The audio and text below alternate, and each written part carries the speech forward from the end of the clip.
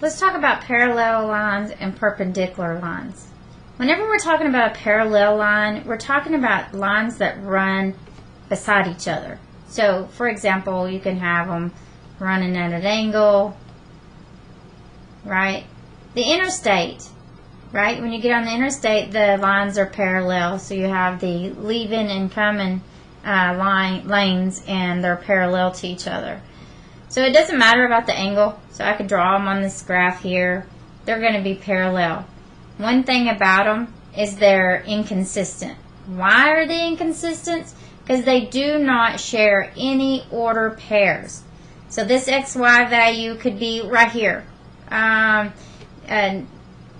0 for this, let's call this order pair right here. 0 for X, -1 for Y. This other line does not have the same order pair. So it's inconsistent, okay? But there is something they do share in common.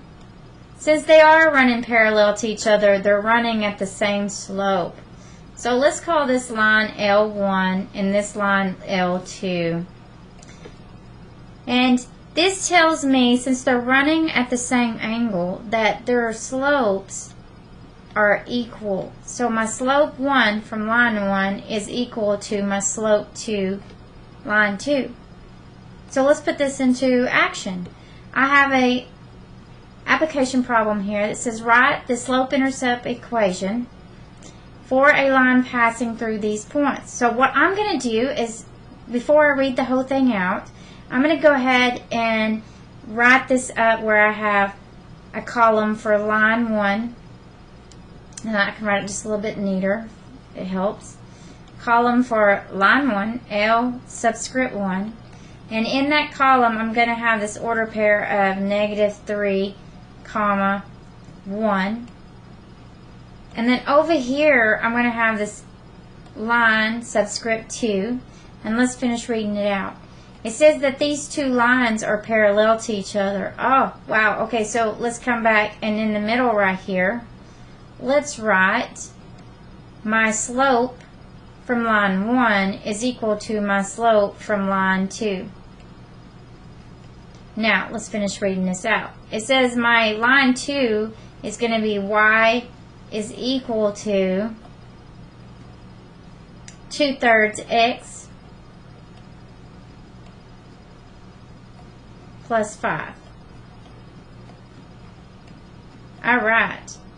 Well, what I notice about this equation for line 2, it's already written in slope-intercept form, so I don't have to do any extra solving, which is always good, right? Well, I know what my slope is here. So my slope for line 2, because it's already written in my y equals mx plus b format, right? Yay, we love that. We know what our slope 2 is, and it's 2/3. Please do not put x with it, because x is not the slope, guys. Some people accidentally carry it over just because they're writing what you see. So if this is true and they're both parallel, then that means my slope 1 is going to be 2/3 as well. So now I need to do some work, and I need to solve for what is the line that is parallel to this other line. What is the line for line 1 that's parallel to line 2?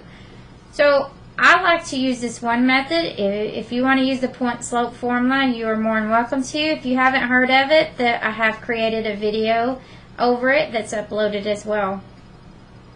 But I want to do this because I know that I have my y value, my x value, and my m. All I need is my b, and then I can turn around and say, okay, my line 1 is going to be y is equal to 2/3 x, and then I just got to find b in order to finish this line out, right? So let's do this.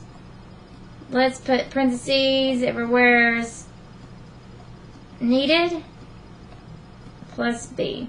Now let's plug in. My y value is 1, my slope is 2/3, and my x is -3. So now let's solve. Well, if it will help you, put a 1 underneath this whole number because it seemed to be over 1, and you'll notice that 3's will reduce. 3 goes into itself once and goes into this self once. So now I have 2 times negative 1. So I'm just going to rewrite it so you can see it better. Now let's solve for b. In order to solve for b, I need to get b by itself, and this negative 1 needs to move. So I got to make it go to 0 by adding 1. So I add 1 to this other side. Now I know that b is 1 plus 1, which is 2, and it's a positive. So here is my my parallel line of 1 to the parallel of line 2. And that would be my answer. And of course now I can graph both lines and I can see how they run beside each other. So now let's talk about perpendicular. Perpendicular is a set of lines that intersect. So like when you come up to a four-way stop, that's a perpendicular because you're intersecting. You may be going north and the person going south to north, and the person to your right is going east to west, so, or west to east, however you want to read it. But the point is that whenever we talk about perpendicular lines, we are talking about a line that has a 90-degree angle between them. So we have this line here. Whoops, terrible drawing. Let's fix that. We have this line here that intersects with another line. And they could be more at a slant as long as they have a 90-degree angle. If they don't have to run like this. I'm just trying to give you an example. This is a consistent set of lines. Why is it consistent? Because where they intersect at, they both share that same order pair. Okay? But what else I know is that I got line 1 and line 2 is that since they are running different directions from each other, they do have a 90-degree angle. This tells me the slope of line 1 is the opposite, right? So if the slope of line 1 is positive, then the slope of line 2 would be negative, vice versa. And it's a reciprocal number. So we'd flip it, whatever the other is, vice versa. So if I had, just for example, I had a negative 2 for line 1, then my slope for line 2, right, this is line 1, my slope for line 2 would be a positive because the 1 was negative, and then I would write its reciprocal. It was a whole number, so I'd flip it to a fraction. It could have been already a fraction, and we're just going to flip it. And since it's positive here, we got to add on the negatives. So, reciprocal and opposite. Okay, it's perpendicular. So let's solve this equation here. So I like to read it in parts. I know that I got line 1 that passes through this order pair, so I'm going to go ahead and write L1, and I'm going to go ahead and write the order pair of negative 3, 1. And then I'm going to finish reading.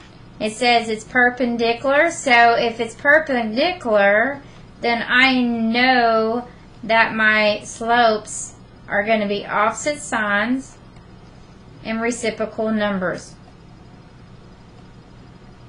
So that's my perpendicular. And it said line 2 is y is equal to 2/3 x plus 5, and yay, because it's already written in the slope-intercept form, it saved us all this extra work. So that's always a good thing. And we know now what the slope is because it's written in slope-intercept form. And if they're perpendicular, then that means, since this is a positive, right, so let's write it down, slope 2 is a positive 2/3, then that means slope 1 is going to be a negative 3/2. So now I have everything I need to solve for line 1. And I want to solve for using this method here, solving for my y-intercept. If I do that, then I can come over here and already write part of my answer is y is equal to negative 3/2 x. Now I just need to figure out what b is. So what I'm going to do is I'm going to plug in everything I know.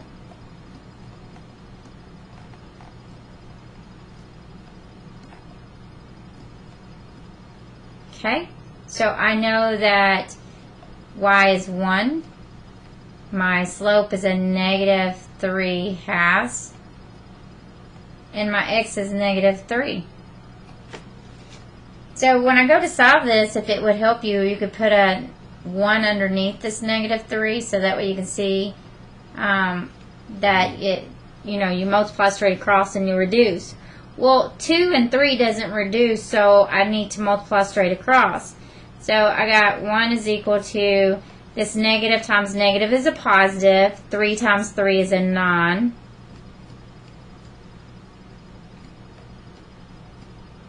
Alright, so we're almost done. I need b by itself. I need it to have a positive 1 coefficient, and I got this 9/2 been added to it. So that means I need to subtract the 9/2 from both sides.